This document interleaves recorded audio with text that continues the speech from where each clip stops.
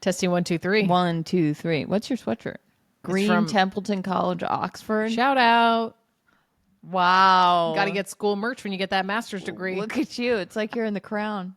Oh, yeah. Controversial. I've been talking about the Royals. Talked about them last week. You did? Yeah, when we said that Rory McIlroy was like Princess Diana. Yeah, you're right. I forgot about that. Time All flies right, when you're having fun. Let's see how this sounded.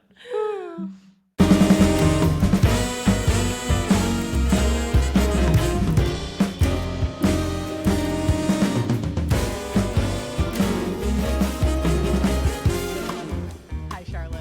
Madeline, bonjour. I don't know how to follow that up. I thought of that when I was falling asleep last night. I was like, am I going to do a fun hello, Madeline? Or am I just going to do, hey, Madeline? And then French popped into my head. And as I'm falling asleep, I asked my husband, I said, how do you say hello in German? And he was like, what's going on in your brain? Well, you said German. You wanted German, too? Well, I wanted French. I wanted to have options. And then I was like, is it Guten Tag? Turns out that's an outdated way of saying hello in German. They just say hallo. Hello. So, Okay. all right. Well, hello to any of our German listeners. Don't think we have many, but maybe we do. You never know. I don't know. You never know. You never know. How are you doing? You know, doing great. My back, my back sort of gave out again. Yeah. Feeling a little old. How are you? How are you doing? I'm jacked up on migraine medication right now. Shout out to rizatriptan. Any of my migraine gals and guys out there. You know. If you know, you know. Waiting for that migraine sponsorship to come in. Haven't got it yet. I mean, the day, like, come to think of it, I'm sort of surprised that more podcasts aren't sponsored by, like, pharmaceuticals. It is kind of shocking. It's all, like, light form. It's like Hims. Yeah, a mattress. And it's like, what about Wellbutrin?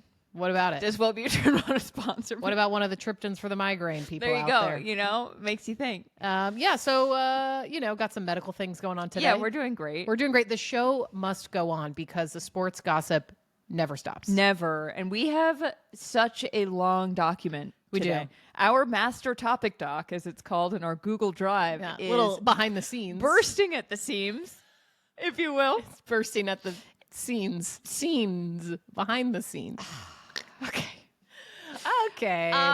So today I have something I would like to say before we start. It's not gossip, Oh. but the 250th marathon. So that would be the Boston Marathon. No, here's why I said that. The Boston Marathon. That would be on brand for Boston. Well, it took place on Monday. And I love the Boston Marathon with my whole heart. I used to go watch it every year. It always makes me cry. I watch it on TV and I cry. And it is also, I think, the 250th anniversary of Massachusetts or of the country. Oh, yeah, the country, because Who's to say? Anyway, my parents were telling me that there's like a bunch of stuff going on in Boston and parades, and I got it confused with a marathon. So it's okay. Anyway, so that was fun. Sharon Lokady won the Boston Marathon. Wow, congratulations. She set a course record. Oh, my God. Actually, all the women on the podium ran faster than anyone's ever run it before. What? Yeah, I know. That's crazy. Crazy. Record had stood since 2014, and a guy named John Career won the men's race, and his brother Wesley won it in 2014. And he ran 8 minutes faster than his brother. Do you think there's tension in the family about that time split there? I was wondering that. Because I feel like both of them are probably just so thrilled for each other. Of course. It's amazing. What an accomplishment. But, I mean, I wonder if in the back of Wesley's head, he's like, yeah, there's definitely 8 minutes faster. Yeah, I feel like there's some sibling rivalry right? going on. No matter, even if you're an elite athlete.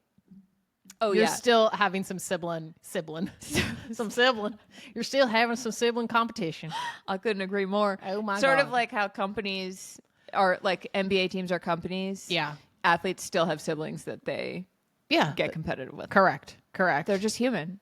Humans. Athletes are people too.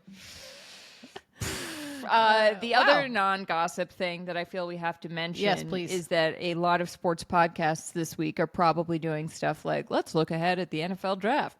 Biggest surprises. Who could fall the fastest? Blah, blah, blah. And we're just not going to do that because I don't find it that interesting until we know what's happened. No, I also don't.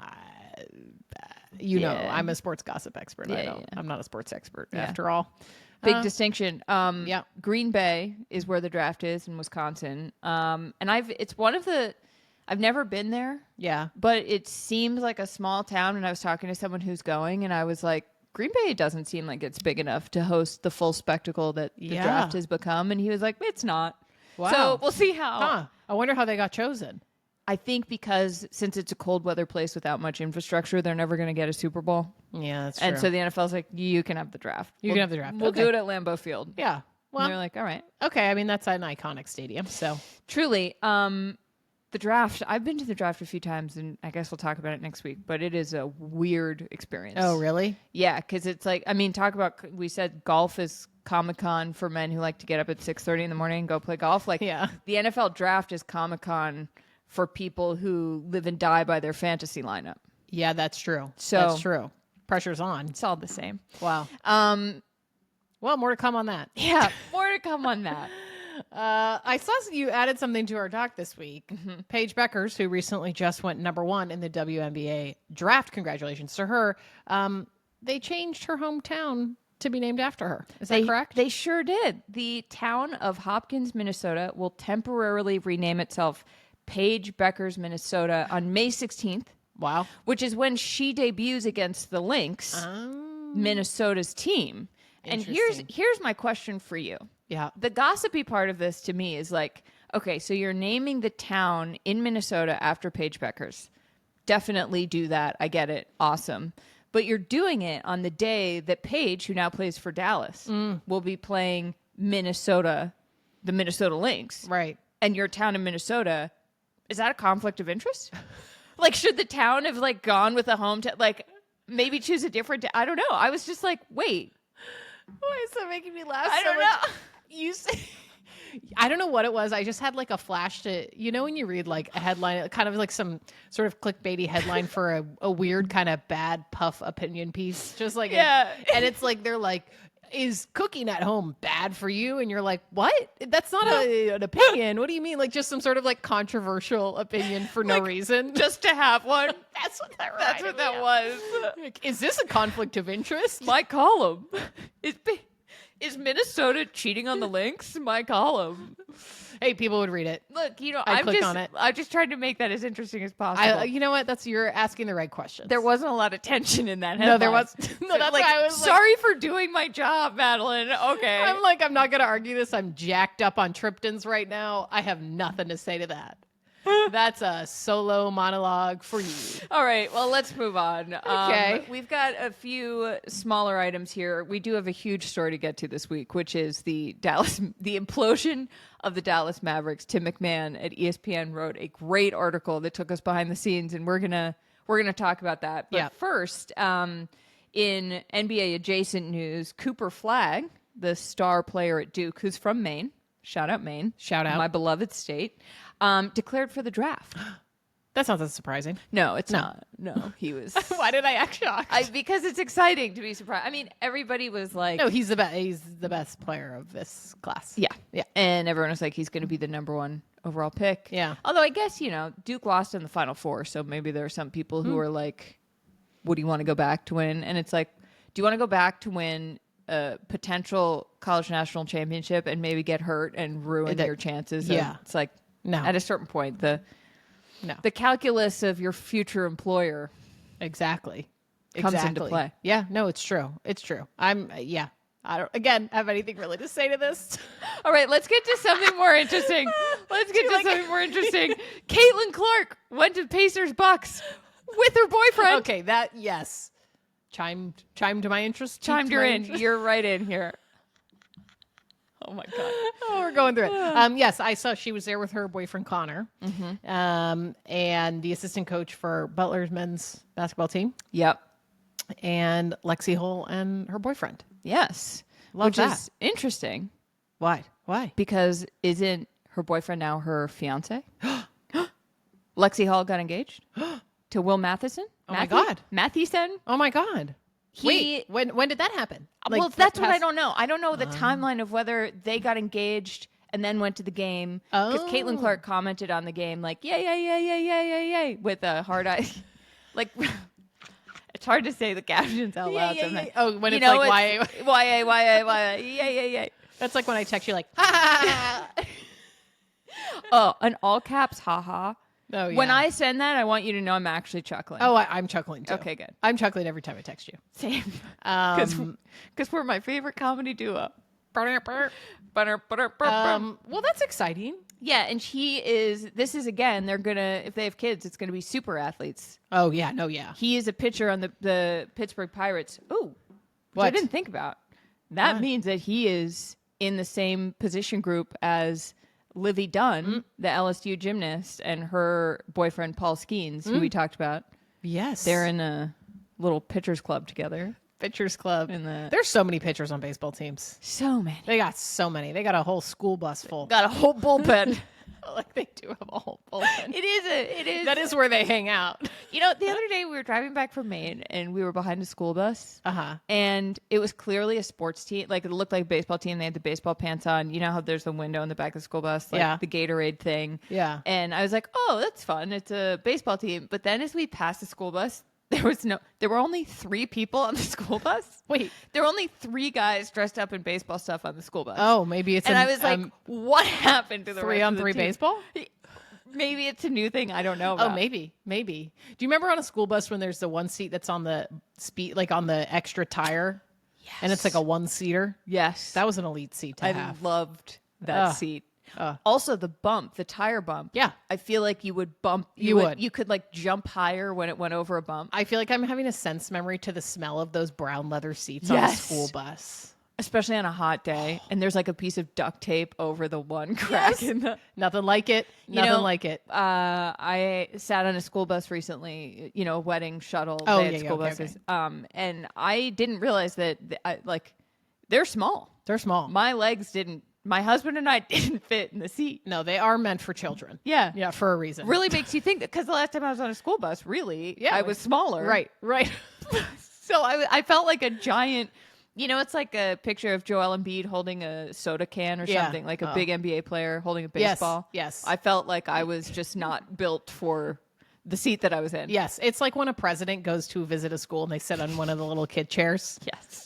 Like that, elite photo opportunity. Elite photo opportunity. Anyway, so Lexie got engaged. Well, and I would like you to do a quick flower check here. Oh, okay. Because our thing about athletes who always have the very condensed flower arrangements for their engagements.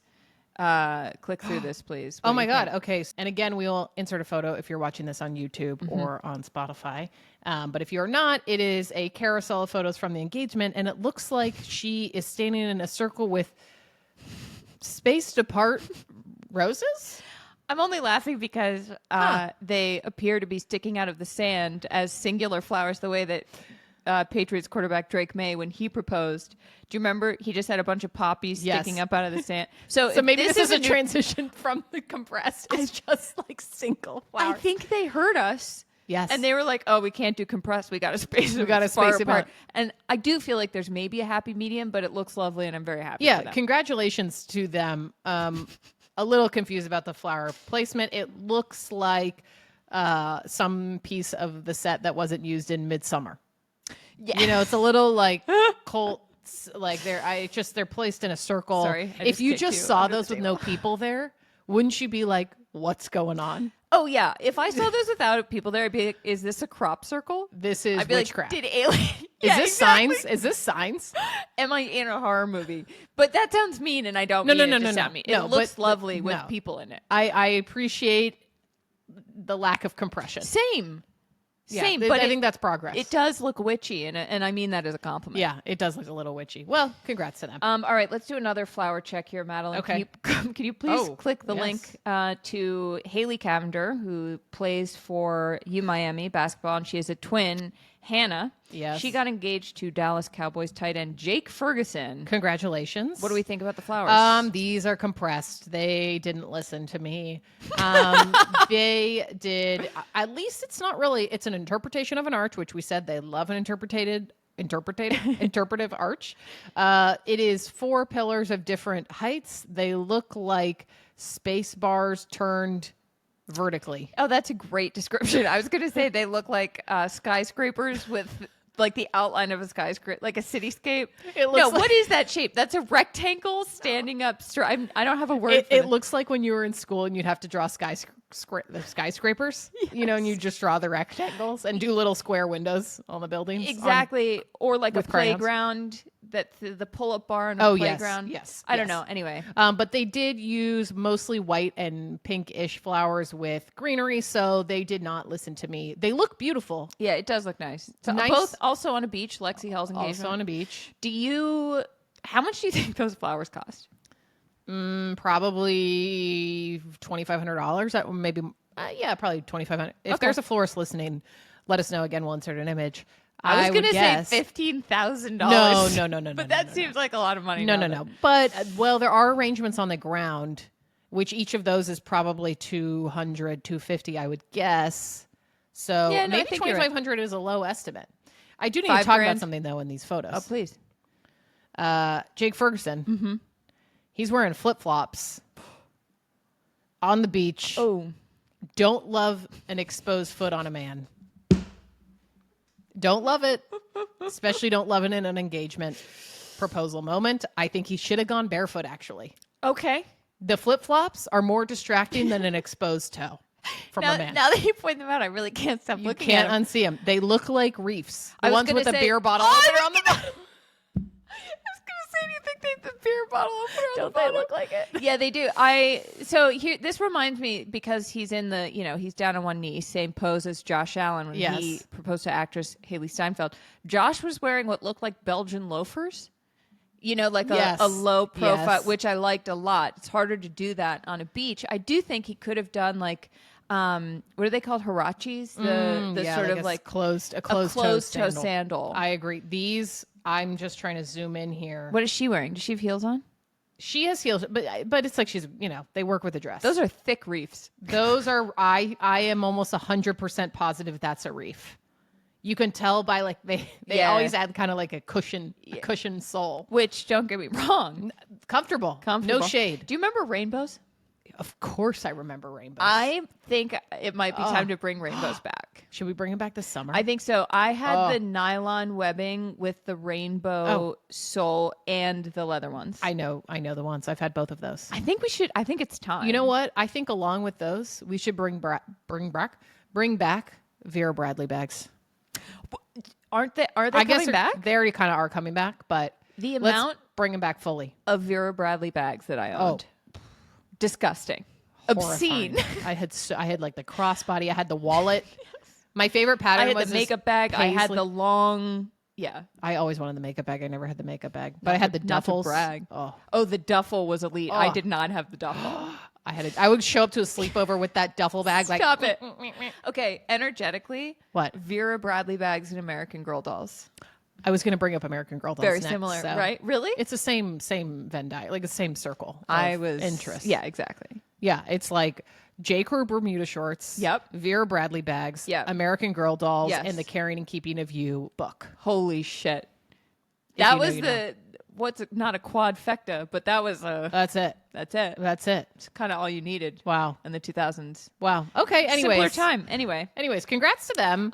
Real quick. Yes, please. I would just like to say that Lexie Hall and Haley Cavinder both posted these from their accounts, collab posts with their now fiancés, had two of the Hall of Fame captions for engagement posts. Lexie Hall had "Engaged to my best friend." Haley Cavinder had "The easiest love." I think the easiest love is better. All we're missing is "Can't wait to do life with you." Yeah, that's true. I have not seen the easiest love maybe ever, actually. I don't know if I've ever seen that one, but I do agree it's in the same. No, I think in my head I thought she did "Can't wait to do life with you," and then I read it and I realized. But it's in the same group of phrases. I kind of like it. I like it. It's a little bit more original than "Married my best friend" or "Can't wait to do life with you." Whenever I read a "Engaged to my best friend," I'm always like, is he? Like I'm really like, if so, that's awesome. That's great. That's my reaction. I'm like, if this guy, like, if Lexie Hall's best friend really is Will Matthiessen, that's amazing. Here's what I'll say though. Yes, your partner should be your best friend, but also have other best friends. Right. It's good to have sort of different category of. Yeah, it's good for your own mental health. Good to be friends with your partner though. Yes. Important. You have to like them. You can't just love them. You gotta like them. Okay, and that concludes marriage advice with Charlotte and Madeline. Yes. Moving on. Speaking of marriage advice. Oh, yeah. There's someone who maybe can give some marriage advice as a newlywed. Who? Jalen Hurts, quarterback for Philadelphia Eagles, announced that he is married in the most Jalen Hurts way possible. There's no Vogue exclusive. Really? Of course not. I mean, he's Mr. Cool, Calm, Collected. Yeah. But he said in an interview, he's on the cover of Men's Health magazine. Oh. And in the interview, he said, by the time this interview publishes, you can call her, Brie Burrows, his then fiance, my wife. Chic. Oh. No photos. Just like a sentence in an interview. Now, as we get further and further into content, into the rabbit holes of just like your life on the internet, trying to make it look like a magazine spread, and I've said this before, the chicest thing you can do is really not share any. If you're famous enough and rich enough to not have to post your wedding on Instagram, A, I envy you. Yeah. B, that is going to become the chicest possible thing. Yeah, for sure. There's nothing chicer. There's nothing chicer. I think the new Vogue exclusive is no Vogue exclusive. Wow.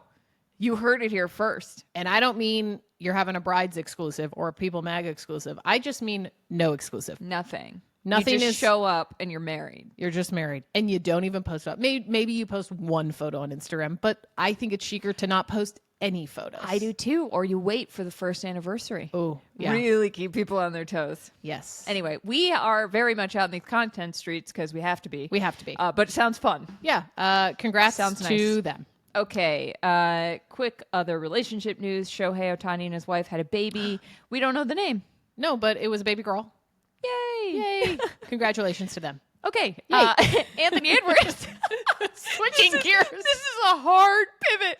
Hard pivot. If there are children in the car, just tell them to do earmuffs. Tell them to do earmuffs just for a minute. We will keep it PG as possible. Yeah, we're going to just say Anthony Edwards apparently said to the crowd, the Timberwolves and the Lakers are playing in the first round of the NBA playoffs. We're going to have a little NBA playoff roundup for you next. But starting it off with Anthony Edwards said, my dick bigger than yours, to the Lakers crowd on Saturday night. Yes, and he was fined $50,000 for saying that.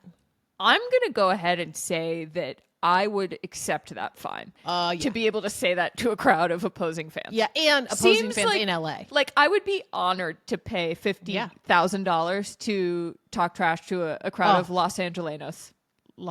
I'm sorry. Can you say that again? No. Can you please say that again? Absolutely Los not. Angelenos. How do you say it? Los Angelinos? Wait, now I'm like... You don't know! Ha ha! Got her. No. Angelinos. Angelinos. Oh my God, I'm sorry, Los Angeles. Oh my God, my husband's going to kill me. He's from LA. I'm really embarrassed. Angelinos. Can you say that again? No. I would pay... Here, you know what? I'll say it again. I would pay gladly $50,000 to talk trash to a group of people in LA. Okay, there we go. That's better. All right. Yeah, I would definitely pay that fine. I would pay that fine. But here's the thing now. Because at that game, which we will get into, Anthony Edwards did like a Spider-Man motion to Luka Doncic, right? Oh, did he? I think I missed that somehow. No, I think you're right. Am I right? Yeah. I don't know. We may cut this. Let me Google I don't know if I'm right about this, but I think I am. No, I think you are. And they won. They won in LA, and I feel like saying that to the crowd, you better win the series. You better. You can't say that to the crowd. Do that motion to Luka Doncic, one of the best players in the NBA, who famously was traded from the Mavs to the Lakers, and then not win the series. So we'll see. Here's what I have to say. I don't think the Timberwolves will win the series. I think that Anthony Edwards talking trash like that to the crowd and to Luka Doncic and JJ Redick, the head coach of the Lakers, said that they had an amazing practice because he was pissed on the broadcast. He was like, "This is not playoff energy. No, they weren't. Our guys are just not bringing it." And then apparently they had a really great practice, and now everyone's like, "Oh my God, are they going to come back?" Right. And I do think that Anthony Edwards might regret it. Well, I don't know. It's Ant-Man. It's Ant-Man. He's an amazing player. But he is. I will say, if JJ is correct, what do we know about sports and companies? Like, if the vibes have to be there, and if the vibes are there, in practice off the court, well, they're still on a court, but a different court. Right. On the practice court, they can bring it to the main court, the main event. The NBA playoffs are completely vibes. completely vibe-based. I love the NBA playoffs. I am obsessed with the NBA playoffs. The only problem with the NBA playoffs is they're very long. They are very long. And it takes over your life for a month and a half.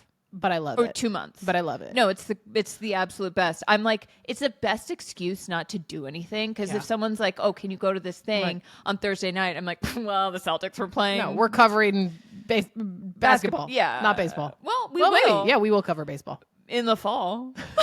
Sorry. Unless something crazy happens. No. You know what I mean? We got to go to some games. It's the NBA playoffs, and they always provide the most amazing drama. Yes. We're in it.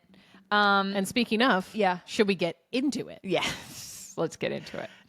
Let's start real quick. Kawhi Leonard, who plays for the Clippers, the Nuggets and Clippers are playing in the first round. Denver Nuggets, LA Clippers. And Kawhi has been hurt on and off for the past 5 years. Yeah. He, with the Raptors, won a championship in 2019. And he's been just really dealing with like a degenerative knee issue at one point, I think, or just like had so much stuff going on. And he's such an amazing player that it's just so sad. He came back in these last 2 games that the Nuggets have played against the Clippers. And he has been on fire. He had 39 points last night. And it is insane to see a player who has dealt with injuries like that just come back and be amazing. Right, because, I mean, look, again, not a sports expert, but I believe that is rare for a player to have that many serious injuries to be able to come back and play this well in the playoffs is pretty shocking. No? Big time. I think he missed 37 games this season. That's a lot. And that's a lot of unexcused absences. Yes. Well, excused absences. Medical leave. Yeah, medical leave. You know, yes. I do think that the sports leagues have figured something out that the rest of American culture really needs to get behind, other companies, which is that, like, if you're hurt, they still pay you. Yeah. I think. They should pay you. If you are injured or sick, you should get sick leave. Paid family leave. Anyway. Yeah, that's a whole different. Not to get into it. Yeah. Anyway. Yeah. Well, that's great. And we talked about how the Lakers lost to the Timberwolves. Can we talk about the Knicks game? Please. The Knicks... Okay, if you don't know a lot about basketball, the Knicks, I would say going to a game at Madison Square Garden, going to a game at Staples Center, which is not Crypto Arena, but it's Staples Center in LA, are like the most kind of iconic, up there, venues to watch a basketball game. And I feel like the Knicks always like have the best courtside celeb spottings. The crowd is always insane. Yes. Like, there's just so much zhuzh and vibes happening at every Knicks game, especially a playoff game. Knicks fans, I saw something on TikTok where this woman, and I can't remember her name, but she was saying that she thinks the only men who are truly capable of unconditional love are Knicks fans because they expect nothing. They've been so hurt over and over and over. Yes. And you know, I looked at my husband and I was like, well, here we go. Your husband's a big Knicks fan. Yeah, he's a big Knicks fan. He's a big Knicks fan. And I think he manages his emotions very well during these games because considering the circumstances. It is deeply I was frustrated watching the Knicks, and I'm a Celtics fan. Yeah. But it's a vibe. I love going to games at MSG. I've never been. Oh, we gotta go. We gotta go because honestly, I would love to go. Seeing going from the Knicks game to Nuggets Clippers in Denver. Like, for our purposes, a Knicks game was built for us. Yeah. Oh, because David Zaslav, the CEO of Warner Brothers, Discovery, TNT, a lot of stuff, HBO, whatever. The guy who's like screwed up a bunch of stuff. He was sitting courtside with Paul Rudd. Yep. Like, Timothy Chalamet's there, Lord's there, Fat Joe is there, Spike Lee, obviously. Yeah. And it just I was like, did Paul Rudd go with Zaslav? Like, did Zaslav invite him? And he was like, I can't say no. Well, is he in some new movie? That's what I was wondering. I'm sure he's in some new movie. He has to be. He has to be. I would be so embarrassed to go with David Zaslav. Oh my God. Anyway. I love when the Knicks post like kind of their courtside photo roundup of celebrities. It's always so good. Even for like a random game in the middle of the season, you're always like, they got who to show up to a game? Right. Shocking. I love it. And a lot of these famous people are obsessive Knicks fans. Yeah. Like Ben Stiller, who directs and, produces Severance, the TV show. He made a Severance hype video he's so obsessed with the Knicks. It's so good. And Cat Dog, our guy Carl Anthony Towns, is in it, and it's one of the weirder hype videos I've ever seen. And I love it. I love it. I mean, I love a traditional hype video where it's just like a voiceover from an actor giving inspirational kind of word salad speech. With clips of players doing good things. But I like a creative hype video that is not a traditional voiceover hype video. Totally. And you know that Ben Stiller came to them with that idea. Oh, yeah. I'm sure edited, like, approved every shot. He was like, Jalen Brunson, listen. And Jalen's like, I don't make these decisions. Right. I'm a basketball player. Right. He's like, I don't work in marketing. Another Knicks thing, though, that I love is the player OG Anunoby. Yes. Apparently, he plays very well when either Anne Hathaway or actress or gymnast Suni Lee attend his games. That tracks. And so on Josh Hart and Jaylen Brown's podcast, Roommates Show, Josh Hart, player for the Knicks, he said, he was like, please show up. He said, we need Suni or Anne Hathaway at every game during this playoff run. Suni Lee showed up for the Knicks' second game, and the Knicks lost. So there's really no better way to disprove a superstition than just give it a go and have it not work. Yeah, that's true. That's true. But if it does give a little pep in your step, I mean, it would give me pep in my step if Anne Hathaway was watching our live taping of a podcast. Are you kidding me? Could you imagine? I would get tongue-tied. Miracles happen once in a Is that Princess Diaries? Yeah. Welcome to Genovia. Never seen it. I've never seen the Princess Diaries. What? I don't know. I have no answers for you. How are you a millennial? What? Well, what do you mean? I'm arguably a 65-year-old man inside a 36-year-old woman's body, so I don't know. I'm sorry. That is maybe the most shocking thing you have ever said to me. The look in your eyes right now is like, I'm like, oh, I've made a grave mistake. What? You've never? Okay, we're watching Princess Diaries immediately after. Okay. This. What? You've never seen it? No. The sequel with Chris Pine? No. What? Oh, this is. I wouldn't make this up. I know you're not making it up. Wow. Okay, this is shocking. I wish I could take that Shams back. better tweet about this. Shocking. Breaking news. When I was little, I got very good at pretending I knew pop culture stuff that people were talking about because I sort of grew up under a rock, and I wish I had just done that. Did you not watch? We didn't have cable. Like my parents, I was just like reading all the time. But like so I was socially adept enough to just like pretend I knew what people were talking about. Oh my God. Most of my life has been people like. When did you get the cable? Spice Girls? And I'd be like, wait, absolutely. Wait. Yeah. Did you like listen to pop music as a kid? Like Britney Spears, like, 18s? Yeah, but not until like 6th grade. Like I was listening to like the Beatles and like Handel and Hyde. Like Madeline, I can't fully explain to you. What? Like I would go over to friends' houses and I would watch Nickelodeon and be like, "This is the most incredible thing." So you didn't grow up watching Disney Channel? I mean, I did. At friends' houses, but not at your own house. No. What did you watch? PBS's afternoon slate was Chef's Kiss, Wishbone, Goosebumps. Okay. Which scared the shit out of me. So I had as a kid? No, I was too old. Oh, I guess that's yeah. I had aged out by then. Sesame Street, Mr. Rogers' Neighborhood. Okay, all right, those are acceptable. But like you didn't watch like elementary school programming on Nickelodeon at your own home? No. Or cartoons or reality TV like me? No. Oh wow, this is shocking. I had no idea. See, because I do such a good job of pretending I know what people are talking about. And in my head for a second, I was like, I should just say, yes, Princess Diaries. I love that movie and we move on. But I'm chose proud of honesty. No, that's good to be honest. Listen, I haven't seen a lot of Disney movies, if that makes you feel any better. Because I don't, hot take. I don't love a Disney animated film.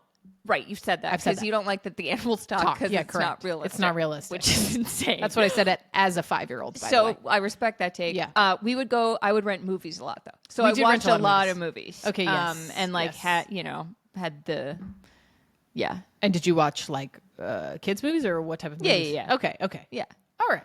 Wow. And you know what? I miss the movie store. Oh, a Blockbuster on a Friday? I would kill to be able to walk down the street to our local movie store, rent a movie, go home, make a nice dinner, know what we're going to watch. Yes. I don't want to scroll through. No. Bring them back. I want to own a DVD player. Let's bring it back. Physical media is dying. Bring it back. Wow. Okay. Well, I could spend 5 million hours. I could too. Talking about this with Charlotte, but we will continue on talking about the playoffs. Yeah. Joe Mazzulla. He's just head nuts. coach of the Boston Celtics.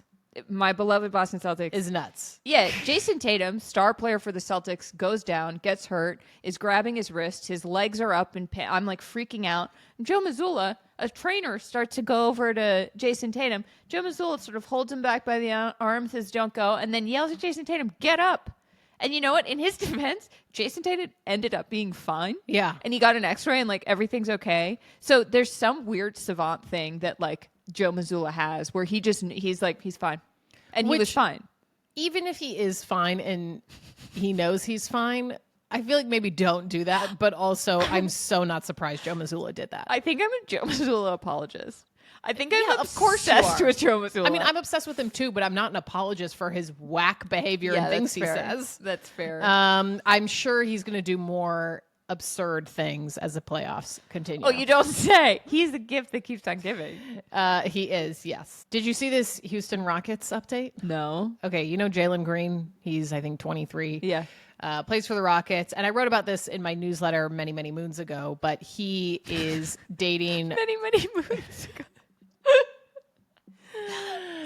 Sorry. Anyways. Keep going. Many, many moons ago. Many, many moons. Dating a woman named Drea Michelle, who is 40. Again, no shade to an age gap. However, the thing that was interesting about this dynamic is that Drea has a son who is the same age as Jalen Green. 23. So, you know, interesting dynamic. Right. Your stepdad's your age. Yeah. A little bit strange. He sent a message to the public before going dark on social media for the 2025 NBA playoffs, and he deactivated social media and said to leave, quote, "my girl" out of it, obviously trying to get ahead of maybe stories around Drea showing up at playoff games because people always talk about their age gap. And yeah, it's just like a topic of conversation. Okay, so two things. One, Jalen Green played terribly in the game against the Warriors. So maybe he should try reactivating and see if that helps. Right. Second of all, do you remember when LeBron went 0 dark 30 for the playoffs? Oh my God! What do you mean? This is what are you talking about? This is like in 2016. Or like mid 2010s. He was like, "I'm going 0 dark 30. I'm not posting on anything for the playoffs." Okay. And I just think whether you are a normal civilian or a very famous athlete, right, saying you're going dark on social media is honestly one of the lamer things you can do. It's insane because you post it and everyone's like, yeah, I wasn't really like waiting with bated breath for your posts. Just stop posting and I won't notice it. And then say, "I'm back." And I'll be like, "Oh yeah, I did miss you. Where'd you go?" No one cares. We don't need a Notes app announcement for you deactivating your Instagram when you have 437 followers. Guy from high school. No, we don't. We don't need that. We don't need it from Jalen Green in the NBA. Although I do feel for him with the amount of shit he must have to deal with people talking about his relationship. I'm sure he's going through a lot. However, here's what I'll also say. How good of the chances are the Houston Rockets of advancing in the playoffs? I mean, they're very good. They're a 2 seed. Okay. But they're a young team without much experience. Right. I'm just going off of vibes here. Again, as always. I'm like, they're not going to beat the Warriors. So, like, why are you saying deactivate your social media when you're playing in the conference finals? Oh, wow. Yeah. No, it's too early. It is. You know what I mean? It is. And vibes based, I completely agree with you. It's just like they're not going to advance. I was watching the Rockets and I was just like... You're like, no, it's just vibes. I am not an analyst, but like, they're just not going to win. I can't explain it and I won't elaborate further. Great. And when you're right, we will clip this and run it back on social media. Exactly. Okay. Let's get into the Dallas Mavericks. So I texted you this when I was reading it. Yeah. I was literally gasping as I read Tim McMahon's article. Yes. On the Mavs. And some context for anyone who doesn't know. The Dallas Mavericks are falling apart after their GM, Nico Harrison, shockingly traded their star player, beloved in the city of Dallas, Luka Doncic, to the Los Angeles Lakers. Shocking trade. And the team has fallen apart. The city is against the team in a lot of ways. Not the players, but the organization. It's a mess. All I'll say for Dallas is they're lucky they got Paige Bueckers. They're so lucky. That gives you something to live for in a basketball sense, because that's true. It's bleak. It's otherwise bleak. Not great PR right not now. having Luka. And Luka actually gave some, before we get into the article, Luka gave some context. He did a sit-down interview with Malika Andrews of ESPN. And the short, it's like a feature that they put in the broadcast. It starts with his manager, Lara Beth Seeger, who is also the manager for Dirk Nowitzki, who is one of, greatest player in Mavs franchise history, Hall of Famer. She brings out to the set to Malika, she holds up this cracked phone. And Malika's like, "Is that your phone?" And Doncic was like, "Yeah." And that's what he did. He got off the phone after being told he was being traded in the middle of the night with no heads up, after saying he wanted to finish his career in Dallas, and chucked his phone at the wall. Yeah. She was like, "Do you still use it?" He was like, "Yeah, it still works." I mean, that was an appropriate reaction, I think. Same. I don't usually condone anger, but however, it's not directed at anyone. It's energetically directed at Nico Harrison. Energetically, that phone was flying at Nico Harrison's head. Yeah, that is, I feel like that was appropriate. He also said, and it just made me sad. I mean, also from a PR standpoint, Madeline, I think he handled this interview as well as anyone can. We've always said in these situations, we need everyone to keep being messy for our show. Right. But if it were us, we would say as little as possible, because you're just giving other people like fodder to work with. Exactly. So he said, Malika asked how he felt when he was traded. He said, "Sadness mostly. I was still in shock, crazy shock. I felt like my heart was broken, honestly." Oh, that's so sad. And then he sort of broke down and cried before he played the Mavericks when he was on the Lakers for the first time he went back. Yeah. And Malika said to him, Nico Harrison, GM of the Mavs, said defense wins championships when he was asked why he traded Luka. And she said, "What is your response?" Luka says, "It's just sad the way he's talking right now. I never say anything bad about him. I just want to move on. The fans, my ex-teammates, I'll always keep at heart. It's time for me to move on from there." Says he hasn't spoken to Nico, and he didn't even talk to him the night he was traded. And Malika said, "Did you plan to finish your career in Dallas?" He said, "Of course." Easy question. He won that PR battle. He 100% won. Yeah, no question about it. And especially after this article came out, and then the subsequent strange press conference Nico Harrison gave, he definitely won, which we'll get into. Very excited to talk about that. So this article, there's so much in there. Basically, sources told ESPN that there was obviously tension between Doncic's camp and Harrison, and his new staff is basically why they traded Doncic to the Lakers for Anthony Davis, apparently. Right. Which that alone, you're like, what?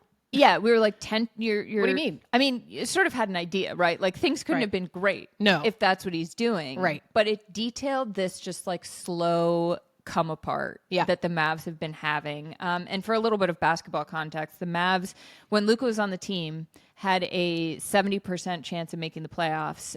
They then fell apart. Most of their team was injured and fell to a below 500 team and are not in the playoffs.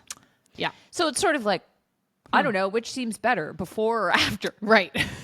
It's like it's not that hard. No. And what's so interesting is that a lot of this tension revolves around the athletic training staff. Yeah. Which I don't know if people understand fully if you're a casual fan, but in any professional sports team, the training staff, you kind of live and die by your training staff, by how good their medical knowledge is, by their technique, by when they decide should this player go back, even if he's not fully healed. Right. And speaking of Paige Buecker, she kept shouting out her medical team and UConn's medical team during that run. Yeah. Right. So that's a huge. They're important. Yeah. Yeah.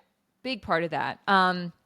This goes back to 2023 when Dirk Nowitzki was being inducted into the Hall of Fame, and he goes there with his longtime the head of strength and conditioning for Dallas, Casey Smith. And Nico's on the plane with them. Everything seems fine. They're all hanging out in Springfield at the awards. And a few weeks later, Nico Harrison calls Casey Smith, the strength and conditioning coach, while Smith was home in Ohio with his mother who was dying, and says, can we set up a meeting? And Smith is like, no. Yeah. Harrison sets up a conference call instead and fires him. Insane behavior. 20 years he's been there. He's very close with Dirk Nowitzki, who's, was very involved with basketball operations. Yeah. And Nico's like, yeah. And his reasoning was that he was, quote, too negative, which really means he wasn't a yes man for Nico. Right. When I read that, I was like, oh, Nico Harrison's a little bitch. Pardon my French. But who does that? Who fires someone? If you want to fire someone, okay, fine. It's in his right to do that for whatever reason. Okay, fine. But in that manner, while the guy is caring for his dying mother, is little bitch behavior for him to do that. And for him to do it on a conference call. You can't even show your face on Zoom, Nico? Really? I mean, the fact that I was just like, this is the ultimate proof that NBA teams are companies and that your employer doesn't care about you. No, your company is not your friend. Also, I'll just say up front, if Luka Doncic can get traded, your company doesn't give a shit about you. No. Let's just make that clear. And also, I think that I just want to say, just generally, we'll get into more specifics about this article. Like, all companies can be chaotic. Like, it doesn't matter what industry you're in. Like, all the details that came out, I was like, yeah, everywhere's chaotic. Right. And, and the other thing that I'll say is I have always believed that you cannot succeed if you're not in a good environment. Yeah. And the environment surrounding the Dallas Mavericks seems absolutely disastrous. Yeah. Terrible energy. So Nico fires Casey Smith. Then he fires athletic performance director Jeremy Holsopple and manual therapist Casey Spangler in June of last year, only days after Dallas lost the NBA Finals. So they made it literally as far as you can make it without winning. Yeah. And he was like, you guys are gone. Not good enough. Okay, so all of these firings, especially Smith's, drove away Dirk Nowitzki and this guy, Scott Tomlin, who is a vice president of basketball communications at the Mavericks, who'd also been with the company for 20 years. A little fun fact here about Dirk and Scott Tomlin is that they've only attended 2 NBA games since Dirk stepped away and Smith got fired and Scott Tomlin also left. And those 2 games were Luka Doncic's debut at the Lakers in Los Angeles on February 10th. Wow. And Luka Doncic's return to Dallas on April 9th. I mean, I think that says everything you need to know. Also pretty iconic. I mean, that's iconic. Good for them. When they cut to Dirk in the stands at the Mavs game, while Luka they were showing their thank you Luka video that they played, I was like, oh, that is a choice. It's a choice. And Dirk is being such a brilliant communicator without saying much. Yeah. 100%. In the same way, it was a choice when the cameraman panned to Nico Harrison after Anthony Davis, who obviously now plays for the Mavs, gets injured quite frequently and is hobbling to the bench, and they just cut to Nico Harrison. I'm like, that camera operator has the best job. Just camera on Nico. Exactly. The entire game. And that director was like, hey, man, cut to Nico right here. Yeah, and sometimes that's all. You don't have to say anything. No. Just cut to him. What is it? A picture's worth 1,000 words? Yeah. Okay, so also it's worth noting that the Knicks and Jalen Brunson, star of the Knicks, used to play for the Dallas Mavericks. They hired Casey Smith after Nico fired him, and the Knicks have been very healthy. Also, this year, the Mavs have been the second unhealthiest team. Yeah. Okay. So apparently, Nico brings in a new director of player health and performance, Johan Billsborough, and athletic performance director Keith Belton. Keith Belton apparently doesn't have the necessary certifications he needs to be in this position. Not great. And he and Billsborough almost got into a fist fight in the training facility. Also not great to get in a fist fight with your coworker. Probably not good. Also, not great. I don't know if you brought in 2 women. I don't know if it would get to a point where they're screaming at each other in a training facility. I feel like maybe there would have been a little mediation before then. I think so. Just going to take a wild guess there. Yeah. So then Luka brought his own team in. Yeah. Because he was like, I'm not about these people. And all the people that Nico fired were people who, when Doncic came to Texas in 2018, had helped him acclimate. Right. And helped him feel at home. And now all those people are gone. They're all gone. Which I would understand if you don't feel great in that environment. It's like, if those are your people and now they're all gone, how would you feel? And I would imagine that would probably cause more tension between you and your boss. Big time. And you know what? It did. Oh my God, I'm shocked. It did. So he brought his own team in, and Mark Cuban, who used to own the Mavs and was very involved in basketball operations, really just wanted to make Luka happy. Right. He has since been pushed out since Patrick Dumont, the owner, took over as team's governor. Basically, what it came down to was that Nico Harrison and Luka's teams got into a huge fight over whether the medical staff was the reason that Luka kept being hurt and having to sit out with injuries. Nico thought it was because Luka was not in great shape. Which he wasn't. I'll give him that. At the same time, Luka was around the same, physical place that he was when he put up the most insane stat lines. Okay, fine. Like, all you can't be as, okay. You can say, Nico can say that, but it's like, you just didn't. Yeah. So let's keep going with this timeline and then we can talk about this. Okay. Harrison wanted Doncic to travel with the team for a 5-game road trip before he came back with an injury. This was January. And Doncic's team was like, no, he's going to recover better if he can keep doing his workouts at home and get better. And Nico said, well, I want him to scrimmage. And they said he's happy to scrimmage with the G League team. Right. That was the last that Doncic and his team heard from Nico. The next time they heard from him, it was to tell Luka's team that Luka had been traded to the Lakers after Nico had been secretly negotiating for weeks. Lot to unpack. That's here. a mess. That's some mess. That is grade A level sports gossip mess. Here's what I'll say. I think what we know about companies is that if you're a high performing employee, that can often be the worst thing. You want to kind of not scrape by. You want to just do your job. You want to be a little forgettable. But if you are causing any red flags to go off, or you're bringing more attention to yourself, even if what you're doing is amazing, like to your point, him playing really well, even if he was maybe a little out of shape, that can be your biggest downfall. And him and his team pushing back honestly probably didn't help him, because Nico clearly was like, you're a threat. Your team is a threat to me. I don't care if the entire city of Dallas loves you. You're a threat to me and my job and my position. So you got to go. And it also just speaks, in my opinion, to the worst quality to have in a leader. I don't know Nico. I'm not saying that this is what he's like, but from all of these things, if you value being right, and if you value having someone yes and every decision you make more than winning, more than valuing your players' health, because a lot of these guys got hurt, and I don't know, it seems like not a coincidence that the people you brought in, the injury rates went up. I don't know. Like, I don't know. I don't know. I wasn't in the room. Yeah. Based on this reporting, it's not totally clear. Right.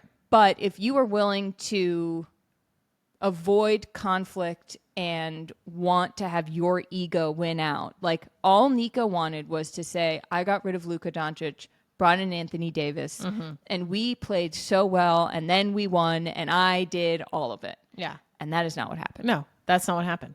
No, because what Nico Harrison's biggest blind spot is vibe checks. It's true, because he underestimated how much of a vibe shift that decision would have and the ripple effect it would have on the team, on the city, on the fan base. He didn't think about those things when he made that decision, and how much that would impact performance of players. That is, here's what he said.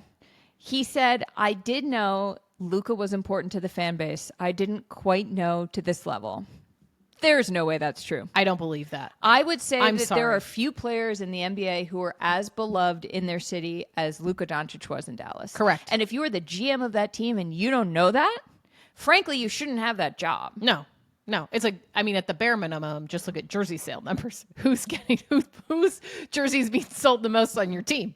And across all NBA teams. I mean, he's probably top 5, top 10. Yeah. Now I think his Lakers jersey is the top selling jersey. So there you go.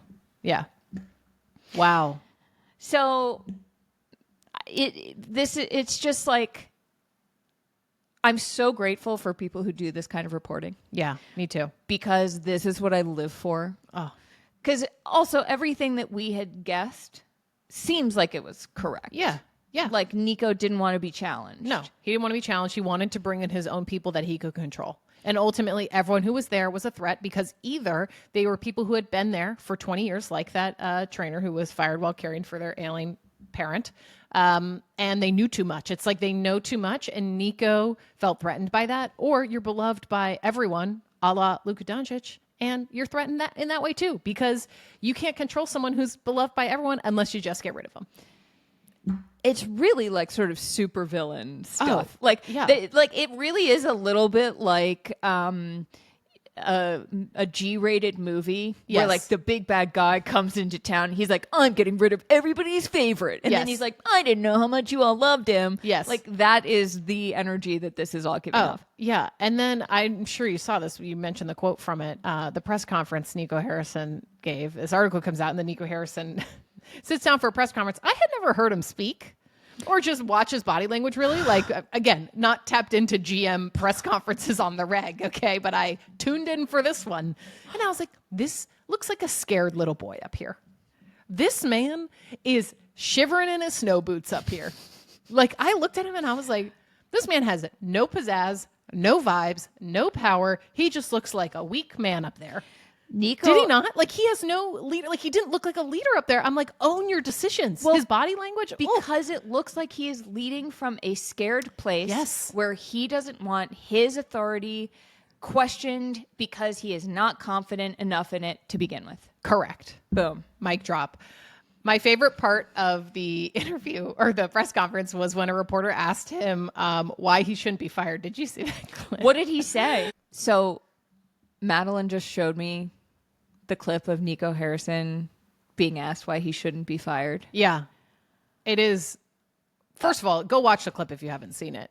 His body language is, to your point, like scared position. He's very fiddling small with a pen. He's got a cup of tea in front of him.